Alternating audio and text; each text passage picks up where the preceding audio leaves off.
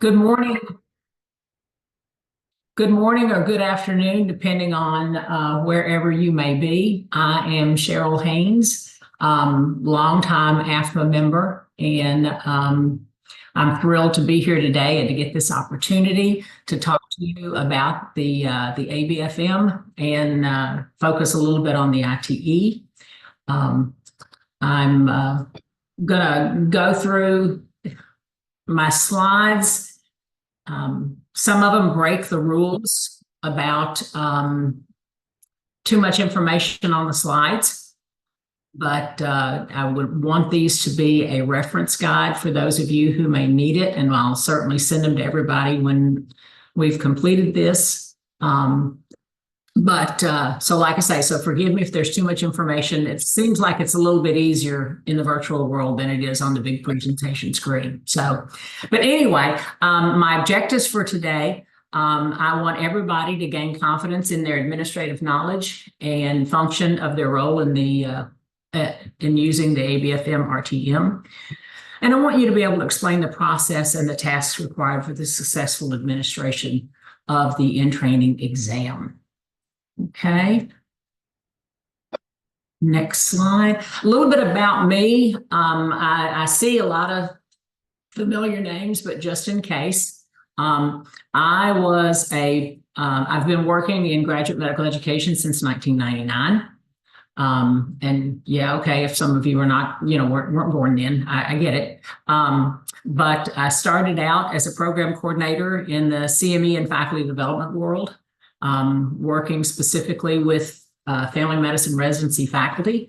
So that was my intro. Went from there to being a coordinator in a large academic center with multiple programs, and then due to a transfer of my husband's job, moved to a single institutions community-based program where I was the only game in town and was the residency manager there till 21.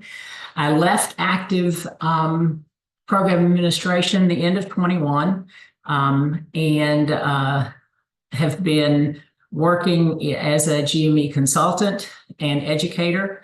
It started the education part prior to leaving the program. So I've been doing that since 2020.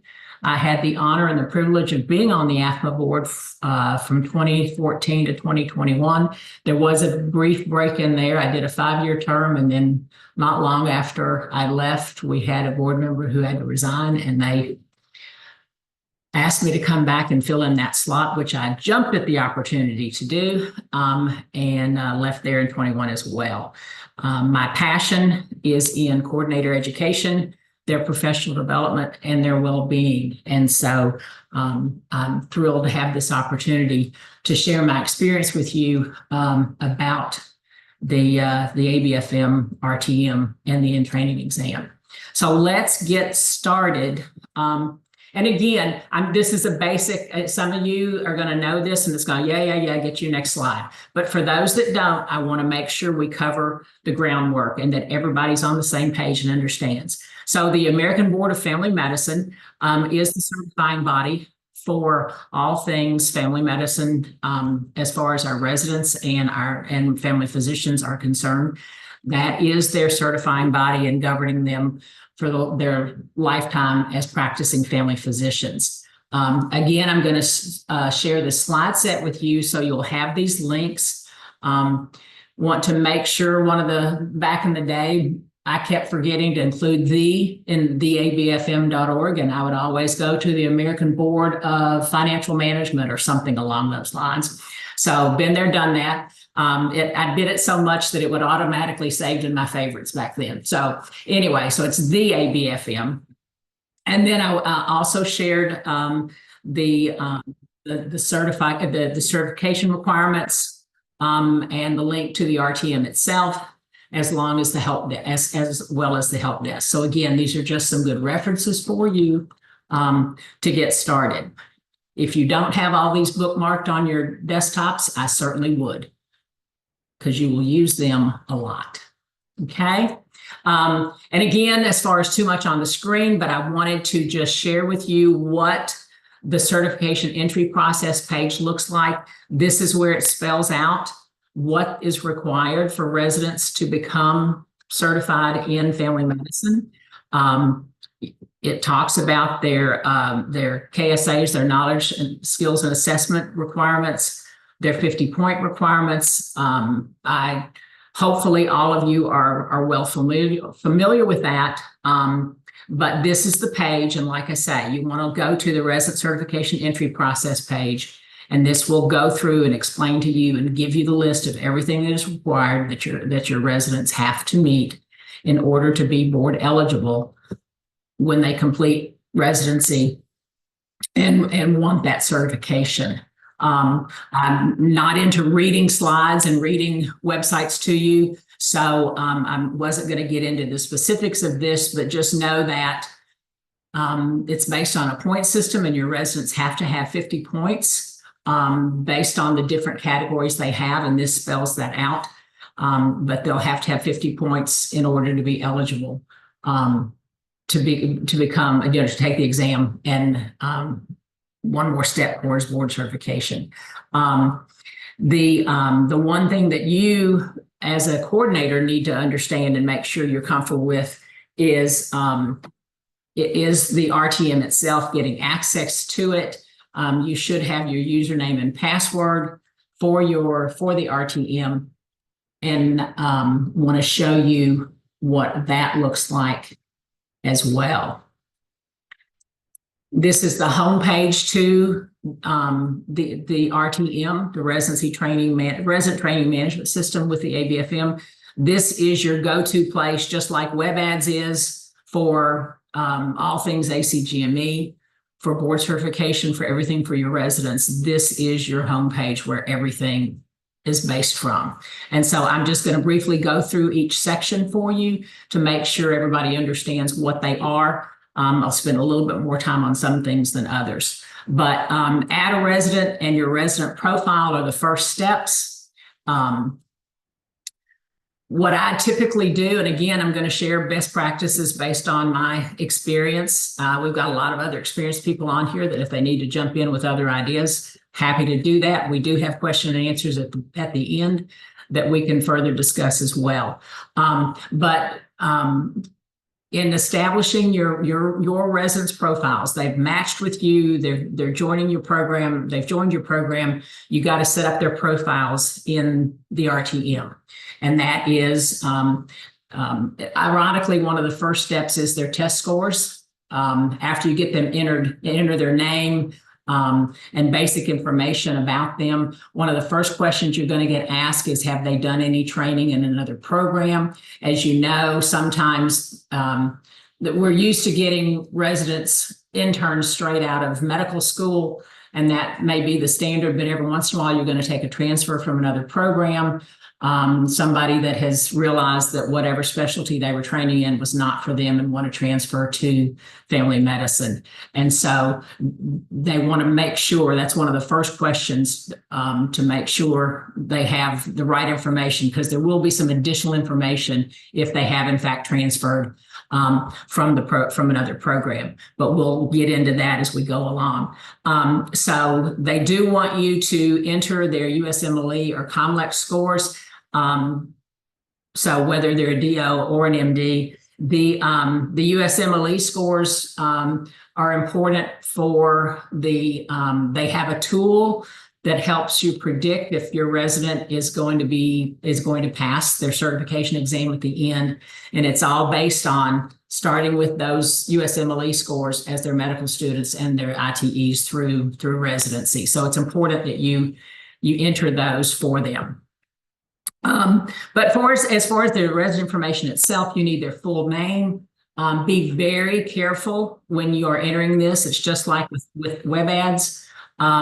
You may have a Jonathan Smith who goes by John Smith and says he's John Smith, but you make sure you get Jonathan in this, because this is their forever record that's going to certify them as a family physician. So make sure you have the complete full name of your residents in their ABFM profiles. Their degree, obviously, their dates of birth, and their last four numbers of their Social Security numbers is what you're going to have to set them up and establish their profile. And you're going to have an email address. And you see, I've got a few things asterisked on here. I'm going to talk to you about some lessons learned in the next slide. But these are the things that you have to establish your resident, their profile, and get them set up in the ABFM. Then their training type. Again, if they have been in the previous program, you're going to make sure that you have that information. You're going to have to put in their program, that program name, the ACGME ID number, and the year that you're starting them. Some of them may have a complete year elsewhere that you're going to start them as a PGY2 in your program. Everybody else, you're fresh out of medical school. Residents are going to start as PGY1s. The dates of your training, and if they are an advanced credit resident, how much credit you are giving them. And again, I'm going to talk a little bit more about that in my lessons learned slide in a minute. That you have to have their undergrad training. So where did they go to medical school? Where was it located? There's always lists. It's a drop down of hundreds, it seems, of names of medical schools, and it's important. You know, so many, particularly in the osteopathic world, there's so many different campuses and different names. And so it's really crucial that you make sure that you select the correct name for the medical school from which they graduate. And then, of course, the graduation date. That graduation date is important for a lot of different things that you'll use as a coordinator. Sometimes some places ask for the specific date that they graduated, and that's always a wild card. Some people go by the date on the diploma, whatever the med school verifies, but for most parts, all they're interested in is the month and the year. But every once in a while, you will find some things that want a date. And it's really, I probably shouldn't tell you this, but I don't think it's that big a deal as long as, whether, we typically put the first of the month, so if they graduated in May, I put May 1st, just for those that have to have a date. Okay. So don't sweat the small stuff if you don't have the specific date, because most things go on the month and year that they graduated from medical school. And then updating your status, each year, making sure that there's any changes, you get those updated. And so that that RTM, that profile in RTM is always accurate, and how much credit they've gotten for each year of training. Okay. Sorry. Now, my lessons learned. Let's talk about the resident email address. Some residents like to use their personal email address. Some of them, some programs require that you use an institutional address. In my experience, we always required them while they were in residency to use their institutional address. That way we could assist with those when they got themselves, forgot their passwords, things like that. But the personal address comes in really handy later in this presentation and another lesson learned. But so however you do it, I always set up their profiles for them just to make sure that they were accurate. And I always use the institutional address so that we had some ability to track and control if there was ever an issue. Their training record, again, if you accept a resident with advanced credit, you have to get that documented and approved through the ABFM before they start. So you can't, your program director can't decide 6 months after they've started, oh, I am going to give them credit for that rotation, or I'm realize they don't have enough training or enough experience, so I'm going to take that back and they're going to have to do this rotation. That has to be decided on and documented with the ABFM before they start into your program. And that's a really important thing for you to remember. The years and dates and training. A lot of us go on and enter all 3 years based on if they start July 1st and end on June 30th of each year. We go on and put those dates in the beginning to set up their their profile, and that's perfectly fine. It's not going to matter so much specifically until the end when they're certified, the exact dates. But you want to make sure if you go ahead and put the standard dates in that if there is anything that changes that, let's say they have to go on remediation, they struggle a little bit and they don't get to promote when they were supposed to, or there has to be an extended leave of absence or whatever the case may be, you have to go into the ABFM and report that and change those dates. So it's critical that you have the exact dates for your trainees. Okay. And another lesson learned, get a copy, and this is outside the ABFM, but I just had to throw it in there. Make sure that you get a copy of the diploma itself. We so focus for the RTM on just getting the date of graduation, but I learned the hard way that you have to actually have a copy of the diploma. I worked for my last 10 years in North Carolina, where for licensing purposes, the med schools just filled out a form that said that they were going to graduate on this date, and that's what I had in their records, and all was good. And that was peachy keen until we got a CMS audit. And one of the first things that the auditor asked for was a copy of the students or the resident's medical school diploma. And I did not have them. So I was embarrassed. So it was bad. We had to track down people and get them. And we had a resident bring in his framed 11 by 14, diploma. And we spent a lot of time trying to get it narrowed down so that we could get a copy of it. We did, but save yourself a hassle and a lot of embarrassment, and make sure that you get a copy of their diploma.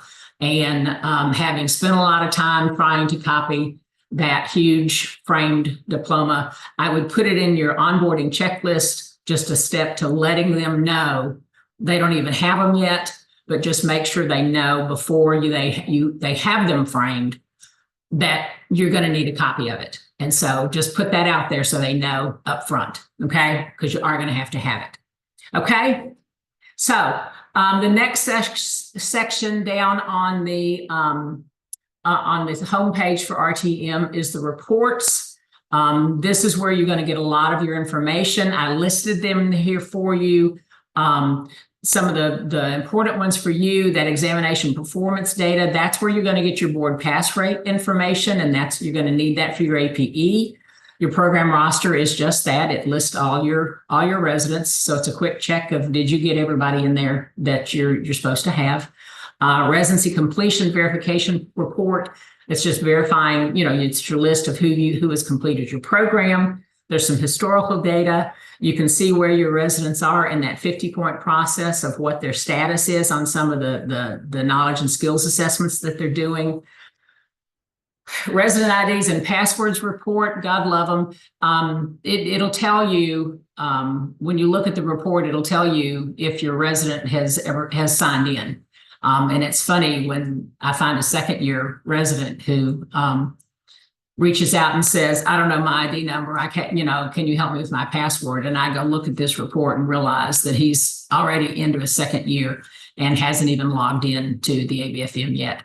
Once they log in, it's a little bit more of a challenge that can tell you, the report will then tell you the last date that they did. But by having that institutional, having the rule that you use the institutional email address, this makes this process easier if you have to go help them get back in. Okay. Their certification activity status report. This is something you need to monitor and make sure that they are getting those points. Lesson learned. I had a third-year resident come to me in late December of his third year, frustrated and furious that the ABFM system was not working because he was not allowed to register for his certification exam in April. And we got to looking, and lo and behold, he only had like 20 of his 50 points in December of his third year. And so that's when I had to tell him, you've got to have the points to be able to, they won't let you register for the certification exam if you haven't met that 50 points. And so, most of our policies are based on the actions of somebody. And so from that point on, we changed our policy, and we required all of our residents, they were told day one that they had to complete their 50 points by December 31st of their third year, so that we didn't have anybody, because this young man, he ended up, because one of the PI requirement takes time. It takes some data and studying over at least a 10-day period. So it's not like he could just sit down and cram and get them done. So he missed the deadline for applying for his exam. So there was a late fee. And of course, the program, while we paid for his certification exam fee, we certainly didn't pay for his late fee, because he put off at getting done what he was supposed to get done. So protection for us, we created our policy that they had to have that 50 points completed by December 31st of their third year, so that they would be ready and able to schedule that exam come January 1st. Again, there's an activity report, there's a status report and a completion report, so you can see who's logged in, who's gotten started on some, who's completed them, but that 50 points is in that activity completion report. And on their profile itself, when you open up the individual profile, it'll be there. They have green check marks, and it'll show you green check marks that yes, this person has completed this requirement, and so you'll be able to do a spot check and monitor them. Okay. The contact information, the program information that they ask for is just making sure that your program address is accurate. Every once in a while, we have had programs that have had to move due to mergers and acquisitions and things like that. So make sure that if your program address changes, you update it in the RTM. And then your faculty and staff list, make sure that you and any staff that you want to have access to the ABFM RTM are listed in there, and your faculty as well. So it's not like the ACGME web ads where you have to have all the details. They're just looking for names and positions, the fact that they're a faculty member. And from a coordinator standpoint, what your position is. Okay. Next, we're going to talk about the ITE, which is what we promised we would have some more detailed information. On the in-training exam from the homepage, there's the registration, and they want you, there's steps involved in registration. That's a time they want you to update your contact information. There is an ITE administration manual. I probably read it my first year 20 years ago, but I don't think I read it since then. So I'll just be upfront and honest with you on that one.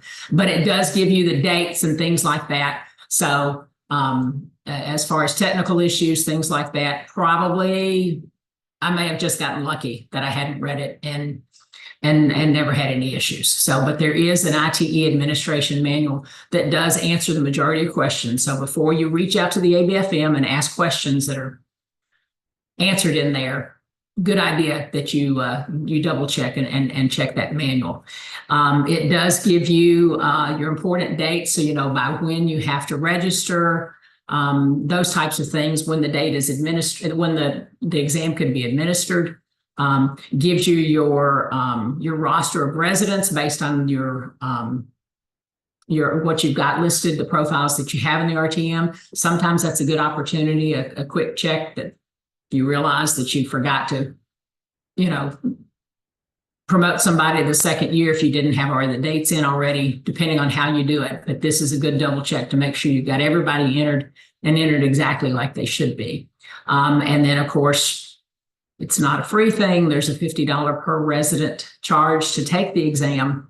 And they do give you the opportunity to pay by credit card online through the RTM. And if you don't have that ability through your programs or through your institutions, then of course checks can be sent to the ABFM. But I would, if you're in a situation where somebody else has to write a check and you're at your finance or accounts payables office's discretion, I would do that sooner rather than later. So you make sure you got everything done in time. Okay. Registration begins usually about the last week of July and closes the end of September. So there's plenty of time to get it done. But again, I always made a point of just doing it immediately. It's done, and I didn't have to worry about it. The exam itself is usually administered the third week of October. Again, that manual is going to give you the specific dates that it's available. It's your discretion, or it's the program director's discretion of when and how in those time frames, in those dates that you administer the exam. So I'll talk a little bit in a minute about some of the ins and outs of the scheduling. The results of your ITE exam are going to be available early December. It used to happen right after Christmas, but they've advanced it, and I think they came out early the first week of December, is what I heard. They are emailed to residents directly, so it's a good test to see if the residents are checking their emails, which we all know that's an issue for a lot. But you will have, and they tell on themselves. That's a great thing about residents. They tell on themselves all the time. You have a resident come in and say, "Oh, so and so got their email. They got their ITE results, and I didn't." Well, that one checked his email. You didn't. So thank you for telling on yourself. But the results are also available in the RTM, so you always have access to them. So when that email comes out that they're available, you can print them. I typically always printed them and sent them to the program director first. Sometimes, I think once in my career, we had a little surprise that needed to be dealt with. The program director preferred to deal with it before anybody else got any other information. And so that's why I always go to the program director first. Before then, I would send them out to the advisors so that they would have those. And of course, I let the residents know that I had them and that I was happy to print them for them if they needed. And those are, just so you'll know, they are password protected. And I'm going to show you in just a second how you get that password if you do not know. Okay, so those are the basics of administering and getting the results of the in-training exam. So my lessons learned. Again, did this for 20 years, so I've seen a little bit of everything. And I cannot stress enough, plan ahead, plan ahead, plan ahead. Okay, who's taking it? When are they taking it? How are they being covered? What's the schedule? Some of the larger academic centers that have lots of people and can get coverage for their services, it's no big deal. My first program, everybody took it on the same day at the same time, one and done. Cool. My second program, where we were a single institution community program, where we were the only program and our inpatient service was handled only by us and our faculty. Somebody had to be in the hospital at all times, so that took a little creative scheduling. We had a night float system, so the way we worked it out is on Monday of the week that the exam was available, half of our inpatient team and our night float people took the exam from 3 till 7 in the evening.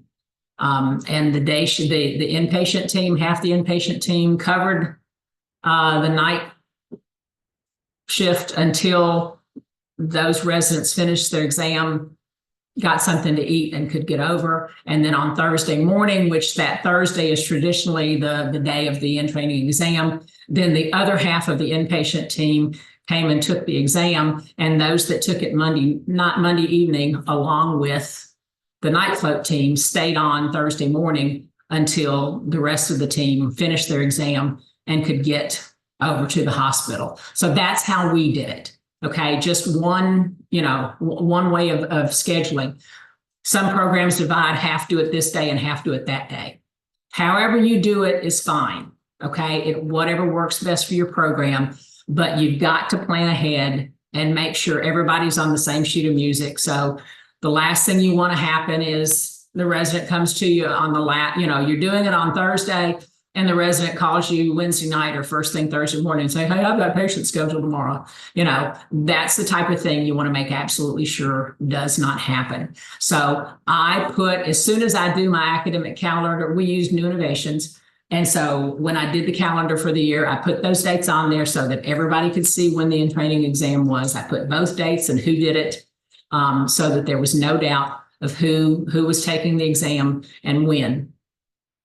Communicate with your ITE department. Again, lesson learned. In my early days, my IT department at the institution picked exam day to update their servers. To say that we had connectivity issues was an understatement. I had some really stressed out residents, and it was just kind of a disaster.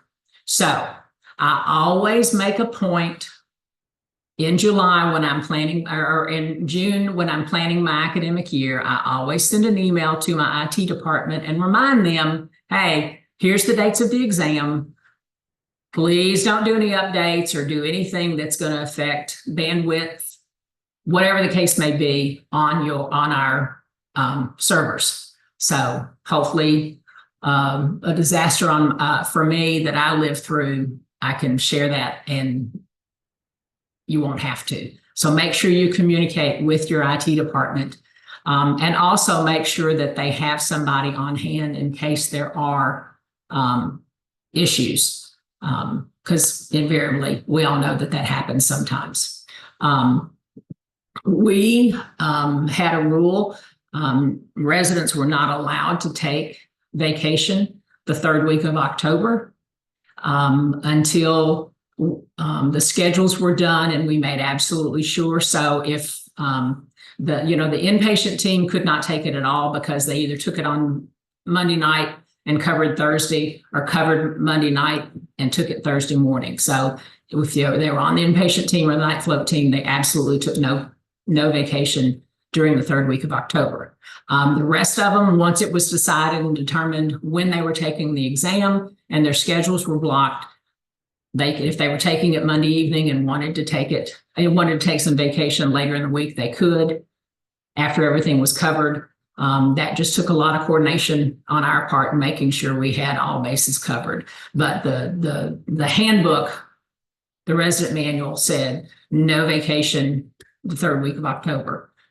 Every once in a while you get somebody, so-and-so's getting married that weekend or whatever. And so you work around it. But the priority is the exam gets scheduled, they take the exam, and everything is covered as far as your patients and your clinics are concerned. Okay. The exam has to be proctored for now. I will tell you as I've branched out and doing some consulting with other specialties, there is software out there that some of the other specialties are using that the software itself does the proctoring. So will family medicine move to that in the future? Possible, who knows? But for now, you need to plan on that if somebody physically needs to proctor the exam, and that means you're sitting in the room with them the whole time they're taking the exam. So you're there before they get started and you're there till the last person finishes. Okay. Typically that was always me.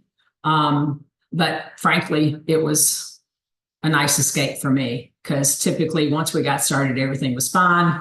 And I have improved my Sudoku score on ITE days in the past. So, I'm doing my job. My job for the day is proctoring the exam. So there I am. So, don't look at it as, oh my God, I've got to do this. No, find the joy, find the upside.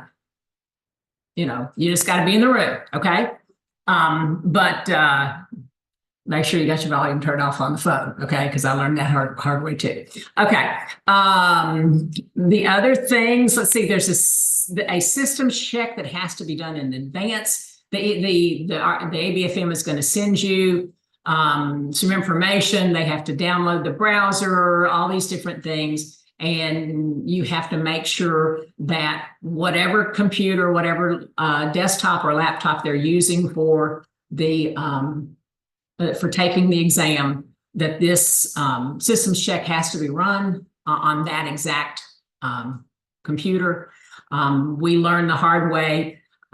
We did always have, in addition to having an IT person on hand, we already had always had a couple of extra laptops on hand that the system check had been run, that it was compatible, and that everything had been downloaded in advance, because you just never know what's going to happen. My favorite was the resident showing up with his laptop. He did bring his laptop, but it was dead and he forgot his power cord. So there's always reasons to have extras. Okay. So, and going on and getting those systems checks on them and make sure they're compatible in advance is crucial.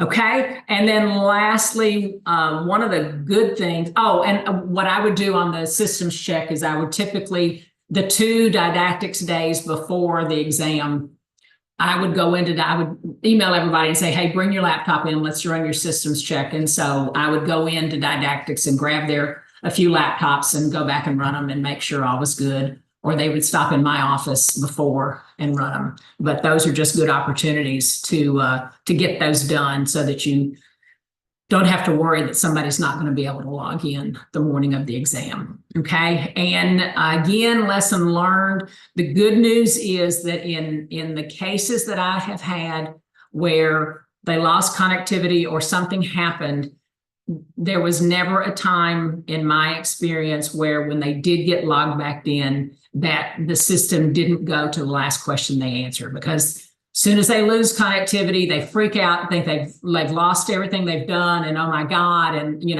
sky's fallen. Fortunately, in my experience, that has not been an issue. It has always gone back to where they left off. But I can't promise, obviously, that that's going to be the case. But I do tell the residents that at the beginning of the day, trying to manage some anxiety, because there usually is anxiety that day. Okay, on the day of exam, I always have my residents show up 30 minutes early.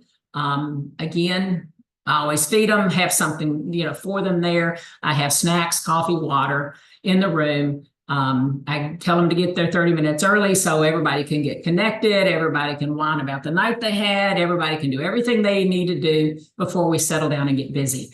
There is a 15-minute tutorial, particularly for your first years, on how to take the exam and how it all works, that they might want to go through. But again, I want everything done so that when 8 o'clock hits, everybody starts their exam, because that's what we did, 8 to 12. Again, that's when we do it. That's how we did it. But it worked for us. I had extra laptops in the room. I also had disposable earplugs in the room. It's been really interesting over the years. You find out a lot about your residents when they're under a little pressure. And I have heard the words, he's typing too loudly. So it's disturbing me, So earplugs for those that have issues. And again, snacks. I also have their ABFM IDs and their login information readily available. I literally put it on a piece of paper, put their name on it, hand those pieces of paper out as they get started. And that way they've got it right there, because I never rely on somebody to remember a username or an ID number and a password. I have them right there, so we have no reason not to get started. I always make them, there can be nothing on the table in front of them except their laptop. So everything gets put away. I do provide them some scratch paper and pencils, so that, because there is it's always interesting to see after the exam what people write on their scratch paper, but there is some equations and things like that they have to do. So I always have some scratch paper and pencils for them. And absolutely no phones. We've most of the time we collected them, and they got them back when they finished. But we did just have a few years where we just turned phones off and made sure they understood that coverage had been arranged and there was no reason for them to have to take a call about a patient. And we stressed with them in advance that they would not be able to take calls from family members, anything like that, while they were taking the exam. So one of the things you have to remember as a proctor is you are by default saying that everything was legit, that there was no possibility for any inappropriate access to information, those types of things. So I took it very seriously. And so nobody had anything on the table except their laptop and the paper and pencil that I gave them. So that was the way I satisfied myself that they had met, that we were taking it seriously and meeting the requirements. Okay. Becky, I see that there's some chats. There's 3 things in the chat. I can't see that and run these. So is there something I need to stop and do? So Cynthia said she actually gets a verification from the medical school registrar of the exact dates of the medical school duration in addition to the diploma. So that was just information saying. Information. Okay. Thank you, Cynthia. She does get that. And then there's a question, can the ITE be taken on a tablet? The answer to that is yes. Yes. As long as you run the systems check and as long as it's compatible, absolutely.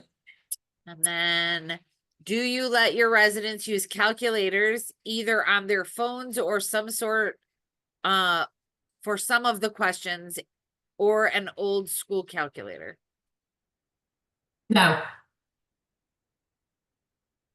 We do not.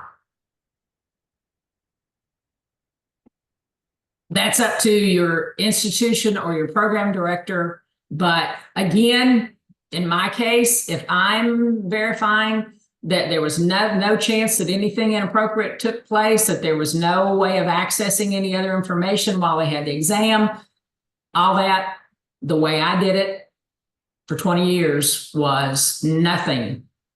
They had absolutely nothing, The new moms with new babies just had to suck it up. I had, I talked to them ahead of time and said, you're not going to be able to check on your baby for 4 hours. Okay. So arrange it for somebody else, get somebody else to cover because you are not going to be able to answer your phone.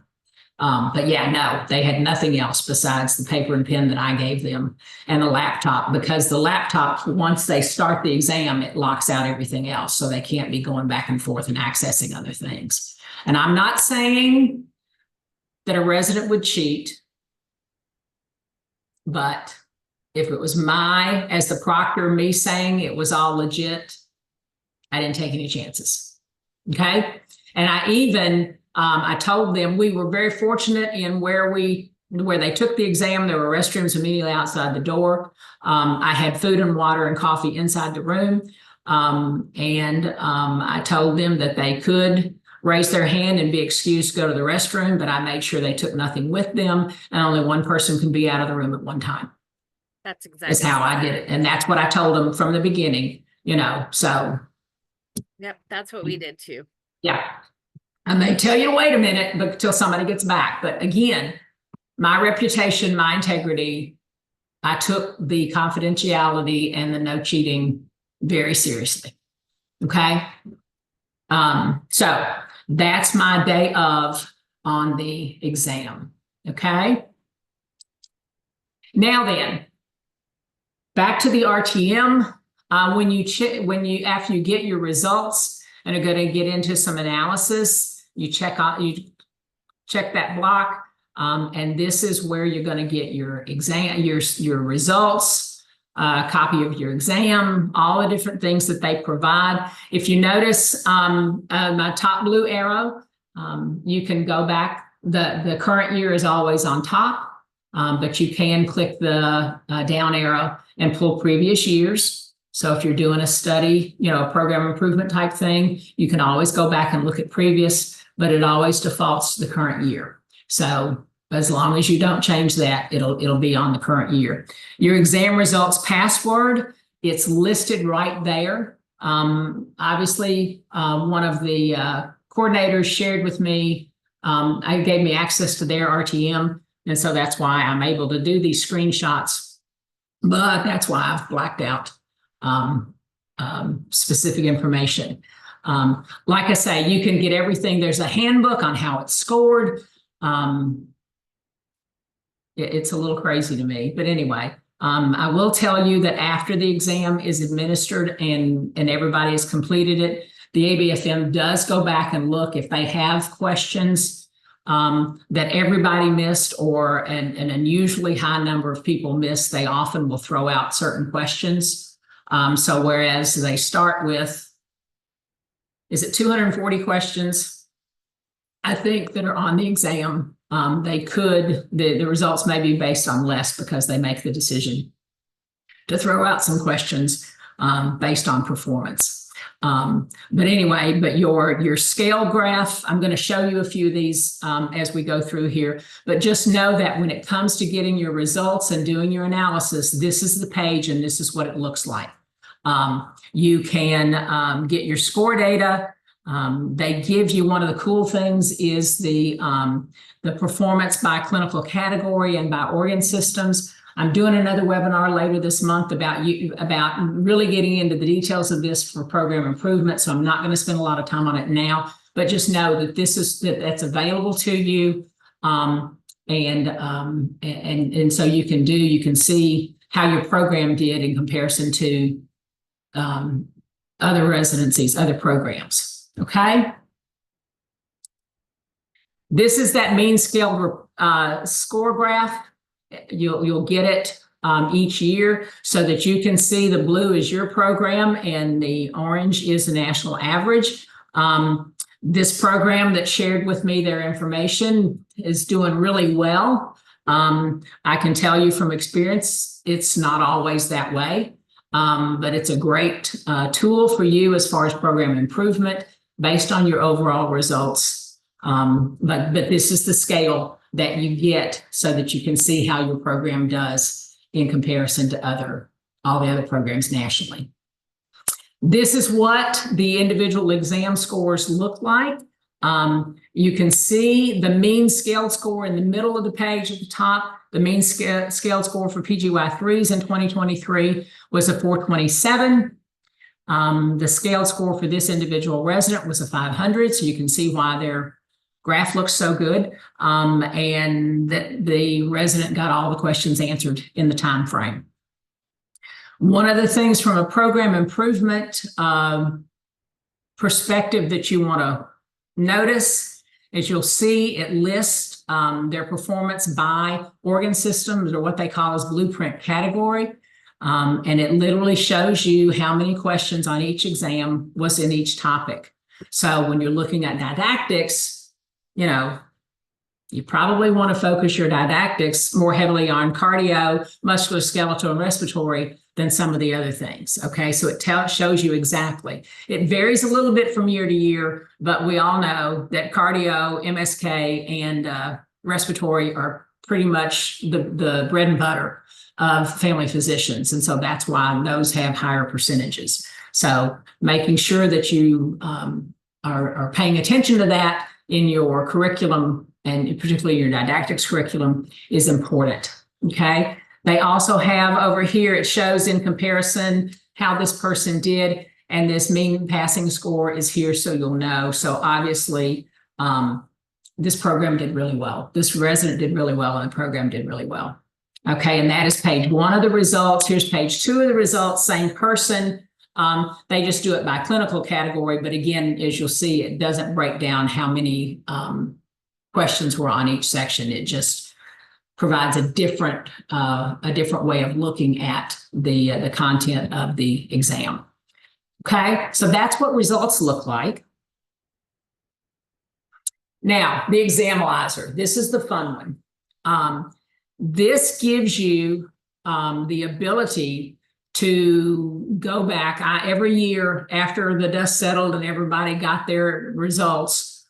Come January, I usually spent some time going through, and I pulled the most missed questions, because you see this one's set up. You can do it by right answers or by wrong answers. And I could tell how many of my residents missed a specific question. And so that, to me, that's an indicator for the program. When a couple of residents miss something, that's something that may be on the resident. When a lot of them miss it, that's probably on the program. Maybe they don't have the content that they need. And so that's why it makes a difference. And so I go back and run those reports and give those to the faculty members so that they can see planning ahead to make sure that they are covering the content that they need to cover.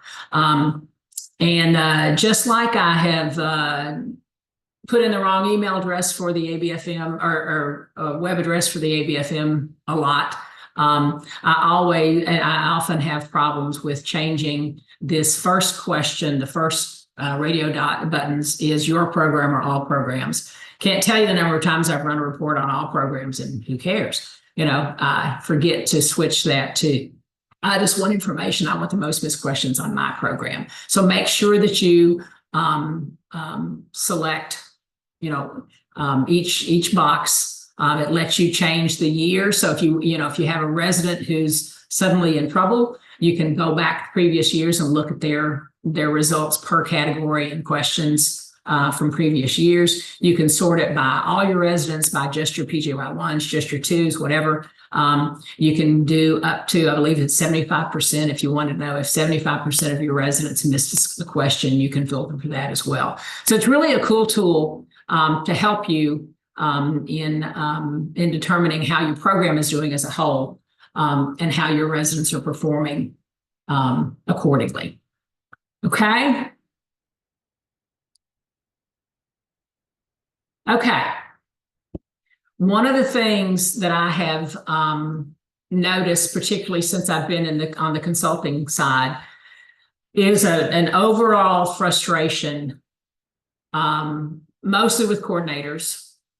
And I get asked all the time, how do I get my residents to take this exam seriously? Well, we could talk all day about that, but my experience tells me that it's based on the actions you take, the examples you set or provide. And it's now a requirement. For a long time, it wasn't a requirement, but in the recent changes to the ACGME requirements, it's now required. But by making it so important that residents can't take vacation the week of the exam, by having it on the calendar early, by getting the schedules done and making sure everybody knows when they're taking it and all those, that tells the residents we value that. Okay. From a faculty perspective, we always from August and September and early October, we did some board review. And that's when they went back and looked at last year's most missed questions to see the types of questions that were missed, or the areas that our residents struggled with. And we would have additional study sessions at lunchtime and different times where we would pick, today's going to be cardio. Next week we did respiratory, but we had the faculty focus on the questions and seeing why they might have missed it, because they discussed them. And so one of our faculty members that really gets into it polls them and has them answer right there. And so it's a real-time thing. And that way they can discuss why, if 5 of you answered it this way, why? Take some courage for somebody to speak up and say, I got it wrong because I thought this, but it means great discussion and taking it seriously and making a big deal about the ITE.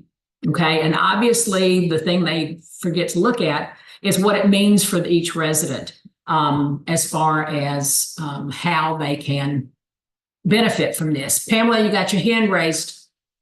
Yes, ma'am. I was just going to chime in here and add that our program in the last probably 7 years started purchasing the AAFP board review course. Mm-hmm.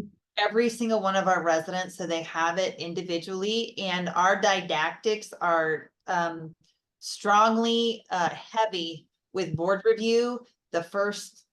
Starting from July through October, most of our didactic sessions are board review, and we actually just do those ABFM board review things. So it's been a huge help for us, and we saw a huge increase in scores with our residents by making them do that. Well, and the other thing that we did along those same lines, we always have journal clubs and grand rounds and, project presentations, things like that. We didn't do any of that until after the exam. So didactics July through the 3rd week of October were core clinical topics. And then in November, we started with journal clubs and grand rounds and the other things that we typically include. But we really focused our didactics on the core content in hopes of setting our residents up for success. And we had really good performance on our exams, so we felt like it worked for us. Okay, so like I say, we could talk about what it takes to make it taking it seriously. Obviously, your faculty have to take it seriously. Your faculty have to model some good focus. I don't, I just keep hearing, oh, standardized tests don't mean anything anymore, and they're not accurate. And I've heard every excuse in the world, but the bottom line is, I don't care how you feel about it, it's still a requirement. And they need to take it. So why not set them up for success and make your program look good at the same time? Okay. So what do we do with our ITE exam results? Well, obviously, we need to analyze them. You need to analyze them for your individual resident.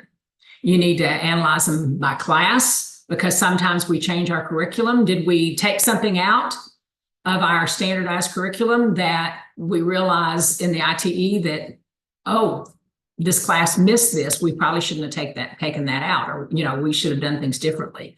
And of course, as your program for program development, use those most missed questions and those categories that they provide to you to do a good study on your program and your curriculum. Your ITE results should help you update and drive your residents' individual learning plans. Those are required now, and there's very specific language in the ACGME requirements about what those have to look like. And obviously, if you've got a resident who's struggling in cardiovascular topics, then you better be looking at one of those electives being, and maybe even two of them, in cardiovascular. So, it's all connect the dots and use every tool that you have to make sure you get everything, you provide everything you can to the resident. Okay, it's about resident growth and improvement. Your program evaluation committee should be use the results to help update curriculum, to drive didactics for overall program improvement. And it's a recruiting tool. I was very proud of my program when they were knocking out of the park on scores and so far above the average. That was on all my recruiting materials. Our curriculum is so strong that this is how our residents perform on the in-training exams. It's an easy tool, a great thing to say about your program. If that's not the case, if you can't loud your results to potential applicants, you might want to look at using the results for some program improvement. Okay. Pamela, you're laughing. You got something? No. Okay. Nothing to me. Missy was messaging me, and so I was just responding. Oh, okay. Okay. So, like I say, lots of reasons, lots of things that you can do with your ITE results. So I hope that gives you an overview on how important the in-training exam is and what it can do for your program and for your residents. Next on the homepage of the RTM is the ABFM certification exam. 15 days prior to the completion of their third year completion of residency, there has to be a verification. There's a special code that's available, and you have to go in and certify that your resident has met all the requirements necessary to graduate and be prepared. You have to verify the qualifications to apply for the exam. So they've got those 50 points. The resident starts that application, but we have to verify everything. And remember that family medicine residency is 3 years at a minimum, and the last 2 have to be in the same program. So make sure if you take those transfer residents that they do the last 2 years of their residency in your program. Okay, National Family Medicine Residency Graduate Survey. The ACGME specifically says, at least in the family medicine requirements, feedback from a program's graduates is vital to assessment of program quality, with the results used in the annual program evaluation. If you have a site visit, they're going to look, show me where you use these for your annual program evaluation. There better be some documentation in your minutes that those were looked at, okay? The Association of Family Medicine Residency Directors, which is AFMA's equivalent for program directors, facilitates the survey.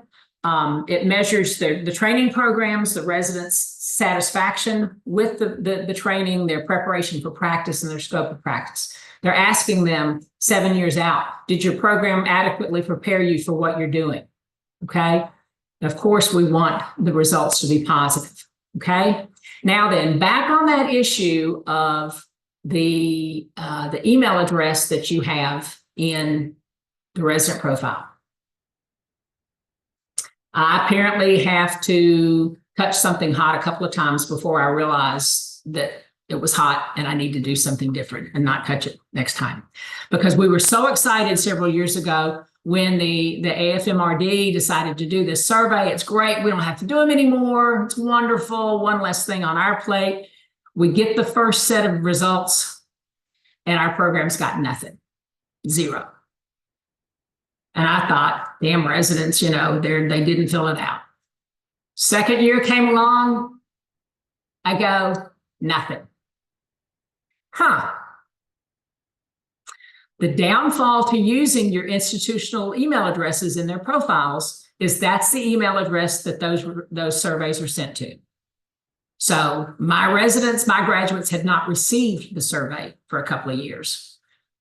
So that one was on me, and that was a hard one to go to the boss and say, hey, just want to let you know there's a reason I screwed up. I don't have the right email addresses in there. So on my graduation checklist, the things I do getting ready for getting the residents out the door, they get not one, but probably 3 emails from me reminding them to be sure and go into their profiles and change their email address to their personal email address, so that they will receive. I don't tell them about the survey. I just say, just so that you stay up to date with everything from the board, maintain your certification, they need an up-to-date email address, and that your institutional one is in there, so you need to change it. And lo and behold, we started getting responses the next year. So like I say, that email address that you have in their profile is important. So if you're going to use your institutional ones while they're in residency, that's great. But you make darn sure you get them changed as they graduate. Otherwise, you get no survey results. And let me assure you, it's kind of embarrassing to tell the boss why there's no results when it's on you. Okay, last section on the RTM homepage is your policies and resources.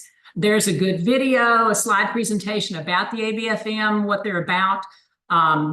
If you're involved in a part-time, if you've got a part-time residency or a combined residency policy, those are there. That's where you access those. The leave policy, that's been the hot button issue for the last few years. The ABFM and the ACGME have very specific leave policies requiring that they provide more paid vacation time. So the policy is available at this link. It also has some FAQs that are good, that give some situations based on what they've been asked since the start of the policy. But the one thing, the thing that needs to come out of your mouth every time it's brought up is the ABFM policy for leave does not supersede the requirement that they still have to meet the ACGME requirements. And so if they take a leave of absence, they may get paid for it, but if they're short on their numbers or now short on their hours, they're going to have to stick around and extend their residency and get those hours. And that is the biggest source of frustration and confusion and anger on some residents' part. I can't tell you the number of them who've read that policy and said, oh, I don't have to do this. Or, the 40 weeks. I had a resident who say, I'm going to just take the rest of residency off because I've got my numbers. Well, you may have your numbers, but you haven't been in there 40 weeks. So there's any number of possibilities. And we all know residents are sneaky little guys and gals, and they may try to push you a little bit. So be prepared. So make sure that your mantra is always the leave policy. It allows for dealing with hardships, illnesses, family situations, all that. it does not preclude any ACGME requirements in order to graduate from the accredited program. So that's always a source of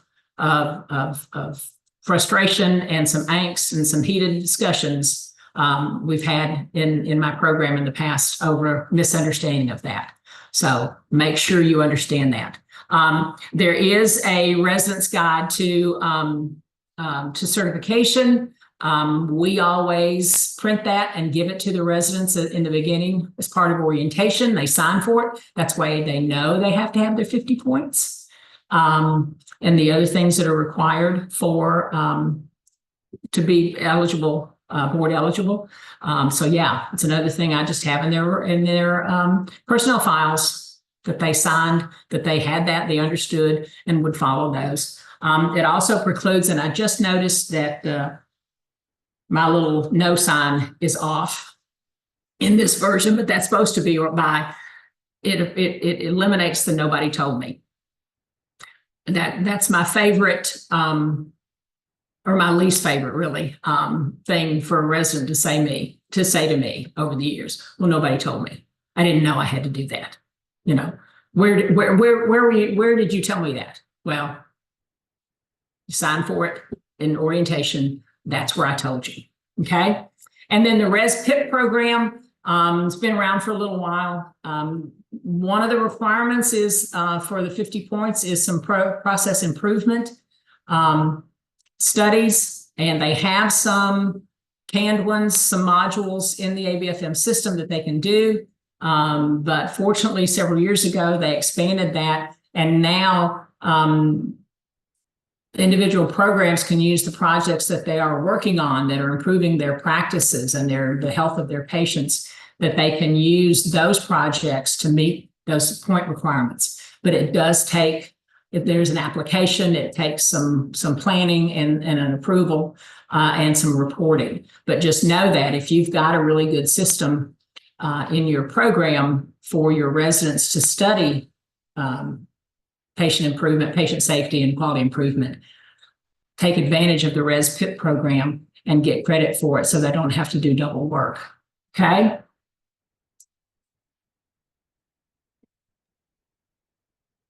The one thing I can tell you, I'm very big on us taking care of each other.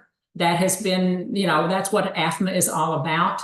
But sometimes you do have to reach out. Kathy Botner is the person at the ABFM who knows all. I don't know what they're going to do when she retires, but repeat after me. Kathy Botner is my friend. Do not hesitate to reach out to Kathy if you've got some special circumstance or something that, that you don't know how to handle. Now, let me tell you, you know how you feel like Atlas holding up everything in your program, that you're the only person that knows what's going on?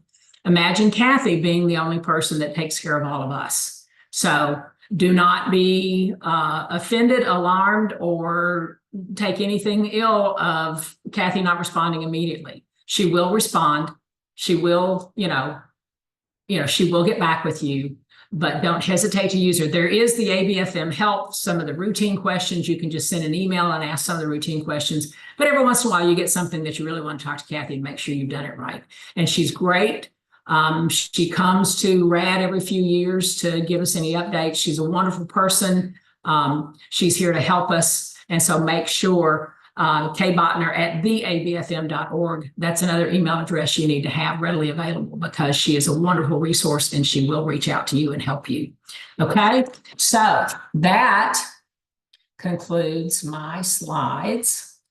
Other than a thank you, and here's my email address and my phone number. If you need anything at all, I'm happy to have you reach out to me. And clearly, I just looked at the clock and went over my time. So sorry. I'm glad we answered some questions along the way. Obviously, if you've got any more, is there any burning ones out there? I see there's 7 things in the chat now. Becky, is there any specific questions I need to try to answer, or Pamela? Pamela's got her mic off. Here.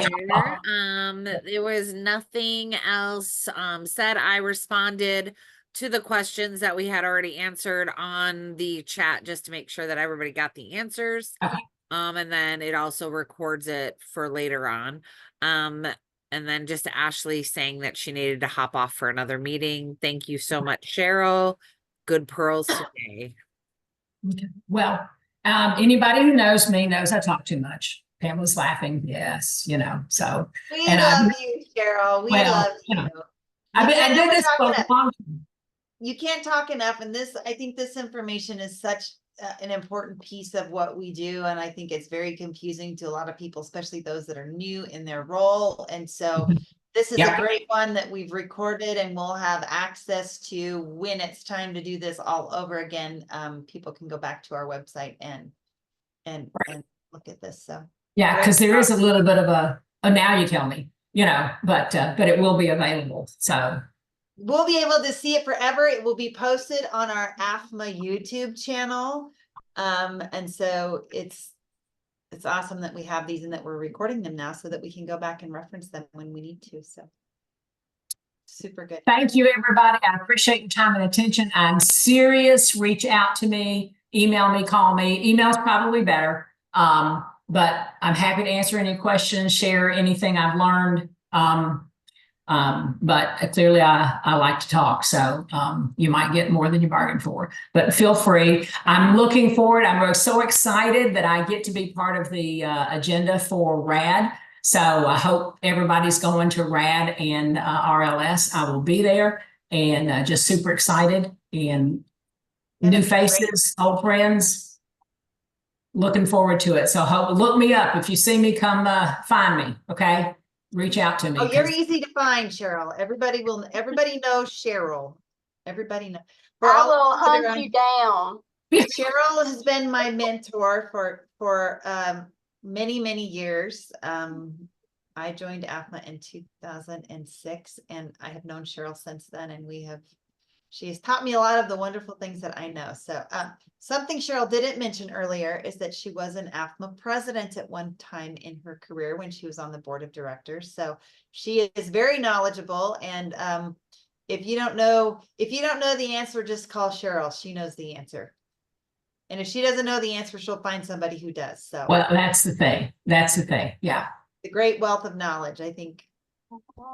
This Happy to connection help. that we have, the network that we have we are so lucky in our specialty. I hear that frequently from other specialties. We are so lucky to have this organization and be able to reach out to our colleagues and to share this kind of information. So Cheryl is one of those that is a pillar in family medicine, and she will be forever. And we will have a QR code on the end of this record or the PowerPoint so that you guys can take the quiz. Okay. We just don't have it yet. So I was going to say, I did not make my slides. Actually, I don't think the quiz is this time. The quiz is for the new this is the new coordinators. That is correct. You're right. Yeah. I'm sorry. You're correct. But I'll add it to the PowerPoint, and we'll put it on the listserv, and we'll put it on the AFMA site. We'll get that QR code out to you guys so you can take the quiz. Perfect. How long are you? Oh, I'm sorry. That's okay. How long are you considered a new coordinator? Your whole life. Okay. No, I'm just kidding. I'm just kidding. Forever. I mean, usually it depends. It depends, because like we always say, it takes 3 years. Your first year, everything's new. Your second year, it's like, oh yeah, I vaguely remember that. And third year, you get it figured out. And the fourth year, they change everything and you start all over again. So, I mean, it's there's always new. So don't ever, and that's my biggest thing. Don't ever expect to know everything. It's knowing where to find it, how to find it, and reaching out for help. And, it's okay to say, I don't know, but I'll get back to you, but always get back. And that's the quality difference, is responding. But this is not a case where you say to everyone, or you say to someone, oh, I think it's this way, and they take you at your word. Well, when somebody says, oh, when Pamela tells you I know everything, no pressure for me to answer a question at all, None whatsoever. Yeah, but so I'm forever rechecking and double checking, and things change. Like I say, the one thing that is constant in graduate medical education is change. So just know that. So don't ever feel like just because you've been here for 4 years, 5 years, 6 years, that you're supposed to know everything, because you don't, because they change it. So I called myself new a lot longer than I technically was, just because that was a nice out for, gee, I'm not sure about that, but after 15 years, it was kind of hard to say, yeah, I'm new, so. I just pretend I'm new all the time, so it's okay. Yeah, exactly. Exactly. But anyway, thanks everybody. I'm taking your time way past the scheduled time, but I will see you all hopefully at RAD, and look me up, and there'll be some little socializing, right? Yes, we will be, I had to make sure I was unmuted. We will actually be having a meet and greet kind of the evening before RAD. So if you're around that evening, I'm hoping most of you will be, because you'll be checking into the hotel, and we'll be having a meet and greet. We'll send out details about that in the near future. And then RAD, we will be having our 40th celebration, 40 years of AFMA. That's kind of wild and crazy to say, but 40 years Yeah. doing this thing. Yeah. So we will be having a celebration at the end of RAD, and celebrating the 40 years of awesome relationships that we have created and the knowledge that has been shared over the years. So, And Mike, you're right. It's Homer Simpson all over the place, all over again. Yep. But it's my first day. it's going to be Anyway. great. Lots of great information, and it's always a great time to connect with your peers. So, super excited to see all of you. Absolutely. Okay, so Thank you for joining us, everyone. Hi, Ms.